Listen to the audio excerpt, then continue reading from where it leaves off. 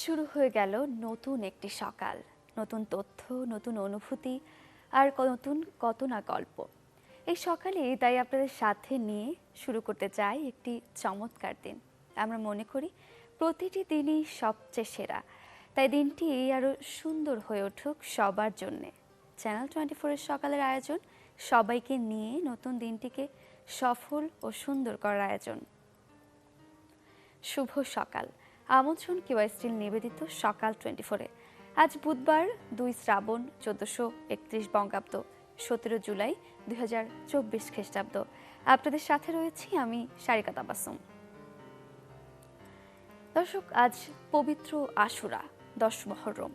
বিশ্বজুড়ে মুসলমানদের জন্য অত্যন্ত তাৎপর্যপূর্ণ শোকাবহ দিন আজ। মহান আল্লাহর রহমত ও ক্ষমা পাওয়ার আশায় ধর্মপ্রাণ মুসলমানরা ধর্মীয় নানা আয়োজনে দিনটি পালন করে থাকেন। সারা দেশেও দিনটি নানা আয়োজনে পালন করা হবে আজ। দর্শক, কোটা সংস্কার নিয়ে আমরা একটি শিরোনাম এবার দেখব। কোটা সংস্কারের দাবিতে ছাত্র বিক্ষোভে উত্তাল দেশ। দফায় দফায় সংঘর্ষে প্রাণ গেছে 6 জনের, এর মধ্যে ঢাকায় 2 জন, চট্টগ্রামে 3 জন ও রংপুরে প্রাণ গেছে এক শিক্ষার্থীর। অন্তত 11 জেলায় সংঘর্ষের ঘটনা ঘটেছে। পরিস্থিতি নিয়ন্ত্রণে ঢাকা, চট্টগ্রাম, রাজশাহী ও বগুড়ায় মোতায়েন করা হয়েছে বিজিবি। এরই মাঝে দেশের সব স্কুল, কলেজ, মাদ্রাসা ও বিশ্ববিদ্যালয় বন্ধ ঘোষণা করা হয়েছে। স্থগিত করা হয়েছে বৃহস্পতিবারের এইচএসসি পরীক্ষা ও সমমান পরীক্ষা।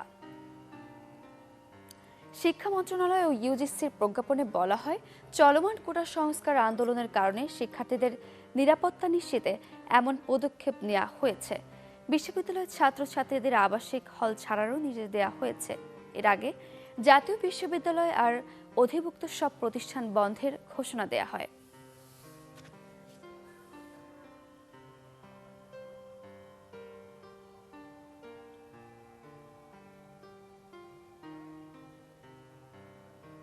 দর্শক, সকাল সকাল একটু আমরা আবহাওয়া বার্তাটি জেনে নেব আজকের সারা দিনটি বিভিন্ন বিভাগে কেমন কাটবে সেই পূর্বাভাসগুলো। সেই সাথে গেল 24 ঘন্টার তাপমাত্রার রেকর্ডও আমরা দেখে নেব।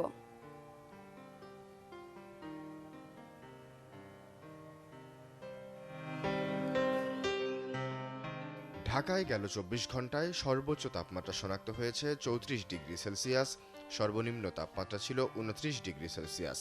রাজশাহীতে সর্বোচ্চ তাপমাত্রা 34.5, সর্বনিম্ন 27.6, রংপুরে সর্বোচ্চ তাপমাত্রা 33.8, সর্বনিম্ন 27, ময়মনসিংহে সর্বোচ্চ তাপমাত্রা শনাক্ত হয়েছে 33 ডিগ্রি সেলসিয়াস, সর্বনিম্ন তাপমাত্রা ছিল 28 ডিগ্রি সেলসিয়াস। সিলেটে গেল 24 ঘন্টায় সর্বোচ্চ তাপমাত্রা ছিল 35.2 ডিগ্রি সেলসিয়াস, সর্বনিম্ন তাপমাত্রা 26.5 ডিগ্রি সেলসিয়াস।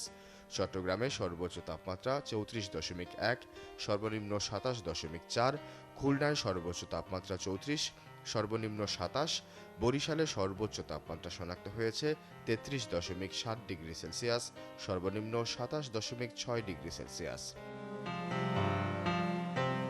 গেল 24 ঘন্টায় দেশের সর্বনিম্ন তাপমাত্রা শনাক্ত হয়েছে বান্দরবানে 25.4 ডিগ্রি সেলসিয়াস, সর্বোচ্চ তাপমাত্রা ছিল চুয়াডাঙ্গায় 35.6 ডিগ্রি সেলসিয়াস।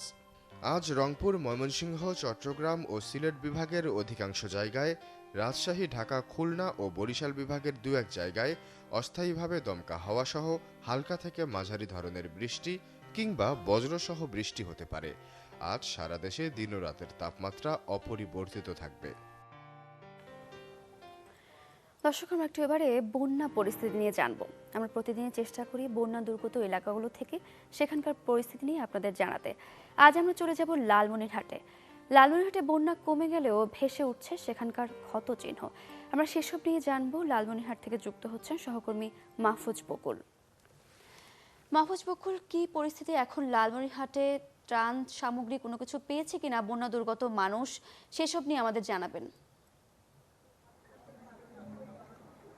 সারিকা লালমনিরহাটের তিস্তার পানি কিন্তু একবারে নেমে গেছে, বিপদসীমার অনেক নিচে কিন্তু পানি প্রবাহিত হচ্ছে বর্তমানে। কিন্তু আপনি যেমনটি বলছিলেন যে বন্যা পরবর্তী যে দুর্ভোগ ত্রাণের বিষয়টি, এগুলো নিয়ে কিন্তু নানান অভিযোগ রয়েছে বানভাসীদের। আমি যদি একটু তথ্য দিই, পানি কিন্তু গত ৩-৪ দিন আগেই তিস্তা থেকে নেমে গেছে। বিশেষ করে তিস্তার যে বন্যা প্লাবিত এলাকাগুলো রয়েছে, নিম্নাঞ্চল নিচু এলাকাগুলোর, তিস্তার দুই ধারের যে এলাকাগুলোতে পানি প্রবেশ করেছিল, রাস্তাঘাট ডুবে গিয়েছিল, স্কুল কলেজের কার্যক্রম ব্যাহত হয়েছিল, সেই জায়গাগুলো থেকে পানি কিন্তু নেমে গেছে। তারপরে কিন্তু সাধারণ মানুষ, বিশেষ করে এই বানভাসী মানুষ, তারা কিন্তু বর্ষা এলেই প্রস্তুতি রাখেন যে তারা বন্যা মোকাবিলা করবেন, ভাঙন মোকাবিলা করবেন, এবং তারা কিন্তু সেভাবেই বন্যার পানিতে ডুবেছিল। এবং পরবর্তীতে পানি নেমে যাওয়ার পরে কিন্তু তারা বিভিন্নভাবে তাদের যে পরিবেশ, বাড়িঘর, তারা ফিরে এসেছে এবং সেগুলো পরিষ্কার পরিচ্ছন্নতার কাজ, বন্যা পরবর্তী যে গুছিয়ে নেওয়ার কাজ, সেগুলো কিন্তু তারা করছিলেন।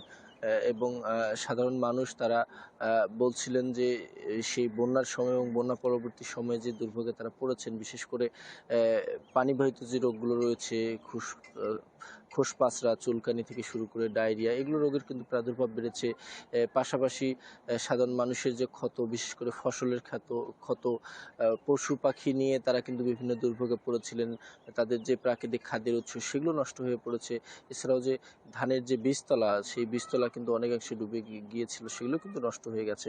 পাশাপাশি বিভিন্ন ফসল যেগুলো রয়েছে, সেগুলো নিয়েও কিন্তু তাদের শঙ্কা রয়েছে। বিশেষ করে ধান, আধা পাকা ধান কিন্তু অনেকে হাঁটু পানিতে নেমে তারা ঘরে তুলছিলেন, এবং তুলে তারা কিন্তু সেগুলো থেকে ধান সংগ্রহ করার চেষ্টা করছিলেন।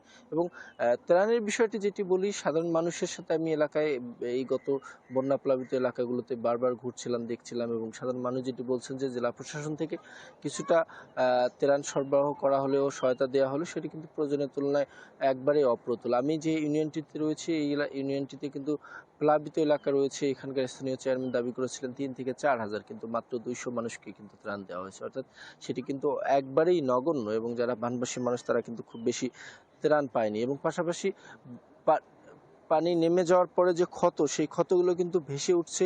যদিও বা এখন নদীতে তেমন পানি নেই, চর জেগে উঠেছে। আমি যদি বলে রাখি, গত পরশুদিন কিন্তু এই তিস্তার চরের বালুতে আটকে থাকা একজনের লাশ উদ্ধার করেছে অজ্ঞাত। তারপরের দিন অর্থাৎ গতকাল কিন্তু তার পরিচয় পাওয়া গিয়েছে। তিনি ভারতের সিকিম রাজ্যের সাবেক শিক্ষামন্ত্রী, এবং সেখানকার মিডিয়া যেটি তথ্য দিচ্ছে যে তিনি বেশ ২-৩ দিন ধরে সেখানে নিখোঁজ ছিলেন এবং যোগাযোগের বাইরে ছিলেন। তার পরবর্তীতে কিন্তু গত পরশুদিন এই তিস্তার চর থেকেই কিন্তু পুলিশ তার লাশ উদ্ধার করে, এবং সেটি উদ্ধার করার গল্পটা এরকম যে সেই লাশ ভেসে এসেছে, এবং যখন পানি কমে গিয়েছে সেটি কিন্তু নদীর চরে যে বালুচর, সেখানে আটকে গিয়েছে। তারপরে স্থানীয়রা গন্ধ পেয়ে পুলিশকে খবর দিলে তারা কিন্তু সেই লাশ উদ্ধার করে। সব মিলে সাধারণ মানুষের যে দুর্ভোগ, সেই দুর্ভোগ কিন্তু এখনও রয়েছে, তাদের মনে কষ্ট রয়েছে। সব মিলে তারা দাবি করেন যে তিস্তা মহাপরিকল্পনা বাস্তবায়ন হোক, এই বন্যা ভাঙ্গন একবারে দূর হোক, তাহলে তারা স্বাবলম্বী হতে পারবেন। এই ছিল আমার কাছে সবশেষ তথ্য লালমনিরহাটের বন্যা আপনাকে পরবর্তী। অসংখ্য ধন্যবাদ। দর্শক, লালমনিরহাটে বন্যা পরবর্তী ক্ষয়ক্ষতি নিয়ে আমরা জানছিলাম। এই বন্যা, এই প্রাকৃতিক দুর্যোগ শুধু যে মানুষের জনজীবনে প্রভাব ফেলছে তাই নয়, এর প্রভাব কিন্তু কৃষিক্ষেত্রেও পড়ছে। জলবায়ু পরিবর্তন আর বৈরিতা প্রতিনিয়তই আমাদের কৃষিতে প্রভাব ফেলছে। খরা, তাপপ্রবাহ, অতিবৃষ্টি আর অনাবৃষ্টির বিড়ম্বনা সরাসরি কৃষি উৎপাদন ব্যাহত করছে। পাট আবাদ থেকে মুখ ফিরিয়ে নিচ্ছে মাদারীপুরের চাষিরা। পাট চাষে আগের তুলনায় বেড়েছে খরচ, কারণ পাটের চাষাবাদ নির্ভর করে জলবায়ু, ঋতু আর মাটির উপর। গেল 10 বছরই প্রায় 4000 হেক্টর জমিতে কমেছে পাট চাষ। আমরা একটি প্রতিবেদন দেখে আসব। পাট কাটা, জাগ দেয়া আর আঁশ ছাড়াতে ব্যস্ত মাদারীপুরের পাট চাষিরা। তবে জেলার প্রধান এই অর্থকরী ফসল চাষে আর আগ্রহ নেই তাদের। বলছেন, প্রতি বিঘায় পাট উৎপাদন করে খরচ হয় 15,000 টাকা, আর উৎপাদন হয় 5 থেকে 6 মণ। সর্বোচ্চ 2,000 টাকায় প্রতি মণ বিক্রি করে লোকসান গুনতে হচ্ছে বিঘায় প্রায় 5,000 টাকা। গতবার 1 কাঠা জমিনে 1 মণ পাট হয়েছে, এবছর 1 কাঠা জমিনে 15 কেজি হইতে 20 কেজি পাট হবে জুলুম গেলে। এবার মনে করেন ওই যে খরা জ্বালায় পাট বনছে, জ্বালায় নাই, আবার বৃষ্টি হয়েছে, বৃষ্টির জন্য পানি জমগে রয়েছে খেতে, ওই জন্য পাটটা হয় না। আমাকে 2-3 বার করে বনছে, লস হয়েছে। পাটের ফলন কম, খরচ বেশি, গতবার থেকে এবার লস যাবে, কৃষকরা বাঁচার খুব কষ্ট। এছাড়াও পানির সংকটের কারণে পাট জাগ দিতে ভোগান্তির কথা বললেন কৃষকরা। বীজ সংকট আর কৃষি সম্প্রসারণ অধিদপ্তরের উদাসীনতাকেও দায়ী করলেন অনেকে। 2 বার করিয়া মনে করেন ঝড় বৃষ্টি বহুত হয়েছে, এই জন্য মনে করেন পাট যেই কটাই হয়েছিল কাইতে পড়িয়ে গেছে। ছোট ছোট পাট তো পানি আছে মত মরে যাওয়া ধরছে, এখন কাঠটা লাইন লাগতেছে, পাট বাড়তেছে না এই কারণেই, বৃষ্টির কারণে আর এই তাড়াতাড়ি পানি হওয়ার কারণে। সরকারের কাছে বিশেষ আকুল আবেদন, সরকারে যদি পাটের দাম বৃদ্ধি করে দেয় তাহলে কৃষকরা বাঁচা থাকতে পারবে। কৃষি সম্প্রসারণ অধিদপ্তরের তথ্য বলছে গেল 10 বছরে জেলায় পাট চাষ কমেছে অন্তত 30%। তবে আগামীতে প্রণোদনার আশ্বাস দিলেন কৃষি কর্মকর্তা। পাটের যে পোকামাকড় রোগের যে উপদ্রব সেটির ব্যবস্থাপনার সম্পর্কে উপসহকারী কৃষি অফিসাররা তাদেরকে সহায়তা করে থাকে, কৃষি অফিস থেকে সার্বিক সহায়তা প্রদান করে থাকে এবং এই যে কারিগরি জ্ঞান এগুলো আমরা কখন নিড়ানি দিতে হবে, কখন এটির উপরি সার প্রয়োগ করতে হবে, এই বিষয়ে তাদেরকে আমরা যথাযথ তাদের পরামর্শ দিয়ে থাকি। গেলবারের চেয়ে এবার 500 হেক্টর জমিতে পাটের আবাদ কম হয়েছে। Desk report, channel 24। দর্শক, একসময় দক্ষিণের জেলা মাদারীপুরের প্রধান অর্থকরী ফসল ছিল পাট, কিন্তু দিনে দিনে এটি তার জৌলস হারাচ্ছে, কৃষকরা তাদের আগ্রহ কমিয়ে ফেলছে। কিন্তু এর পেছনে কারণ কি হতে পারে? আমরা সরেজমিনে জানতে চলে যাব মাদারীপুরে। সেখান থেকে যুক্ত হচ্ছেন আমাদের সহকর্মী সাগর হোসেন তামিম। তামিম, আমরা বলছিলাম যে কৃষকদের আগ্রহ কমে যাচ্ছে পাট উৎপাদনে, কিন্তু এর পেছনে কারণ কি হতে পারে? কৃষকরা কি বলছে? জি শারিক, আপনি যেটি বলছিলেন, মাদারীপুর জেলা কিন্তু পাট চাষের একটি সম্ভাবনাময় জেলা ছিল, যেটি গত 10 বছর আগেও মাদারীপুর জেলায় প্রায় 40,000 হেক্টর জমিতে এই প্রধান অর্থকরী ফসলটি চাষাবাদ করা হতো, যেটি এখন এই 10 বছর পরে এসে কিন্তু আমরা দেখতে পেয়েছি প্রায় 5,000 হেক্টর জমির আবাদ কমে গিয়েছে। আসলে পাট চাষের যে সম্ভাবনা সেটি কিন্তু দিন দিনই মাদারীপুরে কমে যাচ্ছে নানাবিধ কারণেই, যেটি বিভিন্ন চাষিরা যেটি বলছে। আমরা আসলে চেষ্টা করব কয়েকজন চাষি বা যারা এই পাট চাষ করে থাকে তাদের সাথে কথা বলতে। আমার সাথে বেশ কয়েকজন পাট আবাদি রয়েছে যারা আসলে দীর্ঘদিন ধরেই এই পাট চাষ করছে। আসলে আমরা তার মুখেই শুনতে চাবো কি কারণে আসলে আপনাদের এই পাট চাষের যে আবাদ সেটি দিন দিন কমে যাচ্ছে, কি কারণে, এটা বিস্তারিত বলুন। কমার কারণ হলো, যে কারণটা হলো আমরা যে পাট চাষ করি, যে খরচপাতি হয়, এই খরচপাতিতে আমরা টিকে থাকতাই না, আমরা টিকে থাকতাম না, কুলেই থাকতাম না, কারণে আমরা পাট ছাড়িয়ে দিতেছি। মানে কি হলে ভালো হয়? ভালো হয় হলো এই পাটের যদি ন্যায্য মূল্য দেয়, ঠিক মতো একটা মূল্য দিত সরকার, সেই মতো একটা মূল্য দিত, তাহলে আমরা পাট চাষ করিয়ে শান্তি পেতাম বা করতে পারতাম। এখন আর সামনে আমার পাট চাষ করার কোনো কায়দা নাই, আমার করার কোনো সুযোগ নেই। আমরা আসলে আরো কয়েকজনের সাথে কথা বলতে চাই। এই যে পাট চাষ যে সম্ভাবনাময় জেলাটি আসলে হারিয়ে যাওয়ার কারণটা কি মনে করেন? হারিয়ে যাওয়ার কারণেই হচ্ছে এই পাট চাষটার জন্য, ঠিক আছে। এটা হচ্ছে হলো আপনার ন্যায্য মূল্য যদি না পাওয়া যায় তাহলে কিভাবে কৃষক বাঁচবে, আর কৃষক যদি না বাঁচে তাহলে তো পাট করা সম্ভব না। কারণ দেখা যাচ্ছে একটা ইসের মজুরি হচ্ছে 500 টাকা, তো 1 মণ পাটকে যদি কাটতে হয় তাহলে মজুরির অনুযায়ী পাটের দাম পাওয়া যাইতেছে না, এর জন্য আস্তে আস্তে মানুষের ছাইড়া দিতেছে পাটের চাষটা। আসলে আমি আরো কয়েকজন চাষির সাথে কথা বলতে চাই। আসলে কোন কোন কারণে মূলত এই পাট চাষটা কমে যাচ্ছে, কি কি কারণ? কমে যাচ্ছে প্রথম জমি চাওয়া, তারপর বোনা, তারপর পাট নিড়ানি দেওয়া, তারপর পাট কাটা, এরপর পাট জাগ দেওয়া, এরপর এই পাট ধোয়া, এতে যে খরচ পড়ে কৃষকের এই কিছুই থাকে না। 1 গ্লাস পানির দামও থাকে না ওই পাড়ে, 1 মণ পাড়ে 1 গ্লাস পানি খেবে কৃষক, এই টাকাও থাকে না। হ্যাঁ, কৃষক এও থাকে না কৃষকের। তা কৃষকের যদি ওখানে আমার মতে বলা যায় যে এই কৃষকের এই পাট না বন্যা, ওখানে যদি এই জমিনে ধান বন্যা থই, 1 কাঠা জমিনে যদি 1/2 মণ ধান হয় তাহলে ওই এত নিড়ানি লাগবো না, আর এত খাটনিও লাগবো না, এত বদলাও না। আসলে যেটি কৃষকরা বলছেন, অর্থাৎ পাট চাষিরা বলছেন, নানাবিধ কারণেই কিন্তু মাদারীপুরে যে পাট চাষের জৌলস সেটি কিন্তু হারাতে বসেছে। এক্ষেত্রে যদি সরকারিভাবে কৃষকদের পাট চাষে উদ্বুদ্ধ করার জন্য প্রণোদনার ব্যবস্থা, বিশেষ করে সার বীজ এবং এই যে সংকটগুলো রয়েছে সেগুলো যদি নিরসনে কাজ করে থাকে, তাহলে কিন্তু এই পাট চাষের যে পিছনের গৌরব, সেই গৌরবটি ফিরে আসে। তো সামগ্রিকভাবে এই ছিল পাট চাষের মাদারীপুরের সমস্যা ও সম্ভাবনার বিষয়। তো এই ছিল আমার কাছে সারিকা। তাই আমি আপনাকে অসংখ্য ধন্যবাদ। আমরাও চাই এই জৌলস ফিরে আসুক এবং চাষিরা আবারও আগ্রহী হয়ে উঠুক পাট চাষে। দর্শক, মাদারীপুরে 30% কমে এসেছে পাট উৎপাদন। এর পেছনে কারণ হিসেবে কৃষকরা দুষছেন তীব্র পানির সংকট, উৎপাদন খরচ বৃদ্ধি এবং আশ সারানোর বিড়ম্বনা সহ নানা কারণ। তারা প্রত্যাশা রাখছেন সরকার এগিয়ে আসবে এই বিপদ উত্তরণের ক্ষেত্রে। দর্শক, এই মুহূর্তে কিউএসটি নিবেদিত সকাল 24-এর সময় হলো ছোট্ট একটা বিরতির। ফিরছি আরও আয়োজন নিয়ে, আমাদের সঙ্গেই থাকুন। ফিরে এলাম বিরতির পর, আবারও আমন্ত্রণ কিউএসটি নিবেদিত সকাল 24-এ। দর্শক, আজ 17 জুলাই। এবারে আমরা জানবো আজকের এই দিনটিতে কোন কোন বিখ্যাত ব্যক্তি জন্ম নিয়ে দিনটিকে বিশেষ করে তুলেছেন। তাদের জন্মদিনের শুভেচ্ছা জানাবো, সেই সাথে তাদের কয়েকটি বিখ্যাত কাজ নিয়েও আমরা এক নজরে জেনে নেব।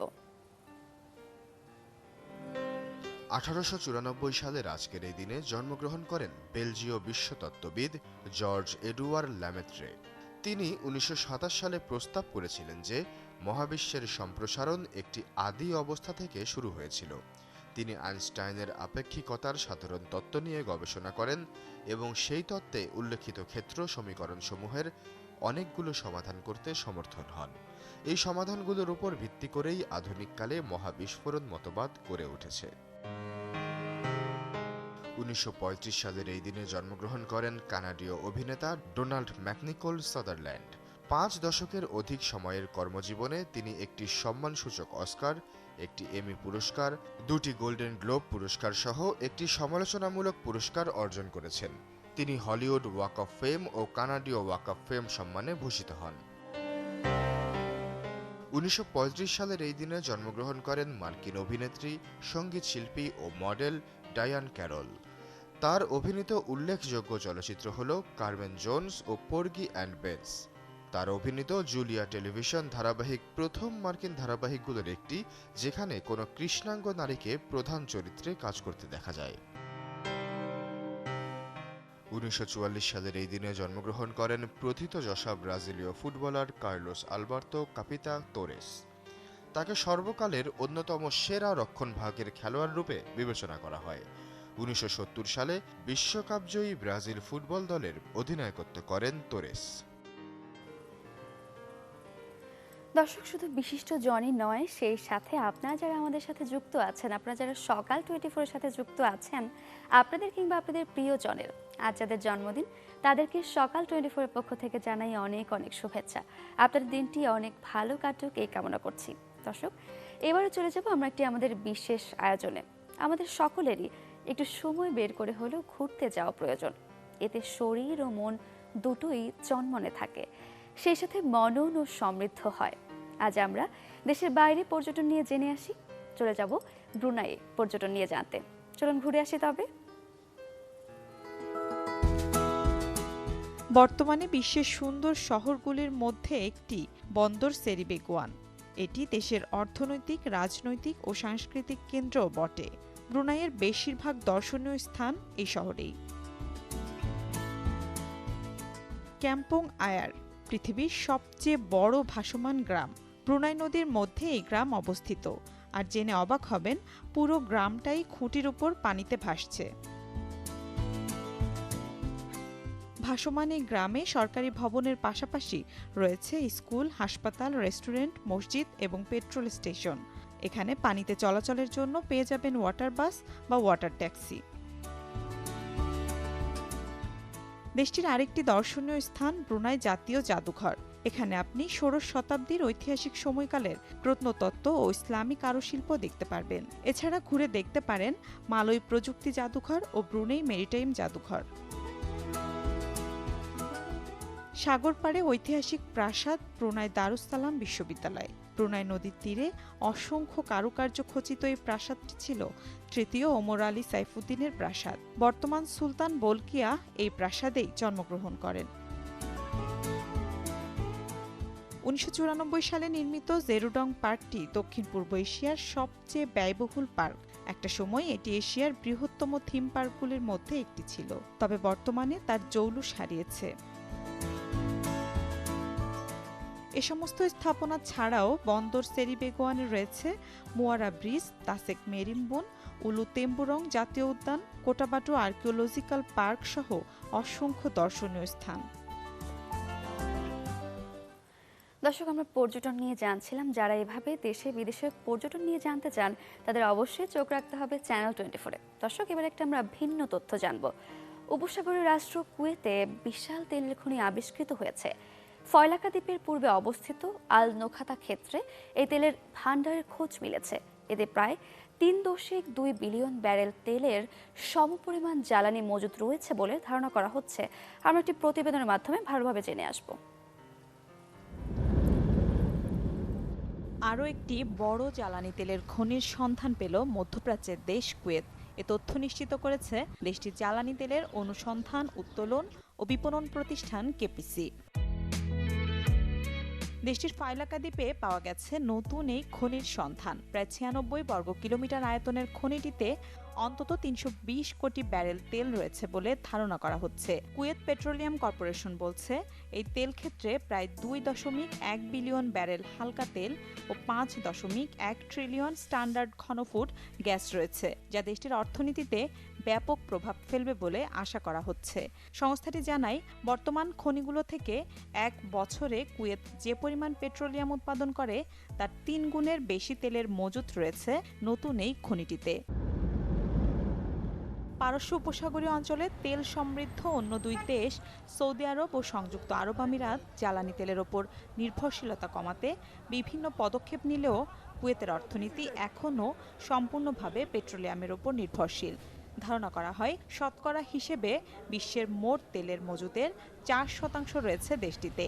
ওপেক প্লাসের তথ্য বলছে, এই মুহূর্তে কুয়েত বিশ্বের তৃতীয় বৃহত্তম জ্বালানি তেলের যোগানদাতা এবং প্রতি বছর দেশটি 104 কোটি ব্যারেল তেল উত্তোলন করে। মিলা খন্দকার, চ্যানেল 24।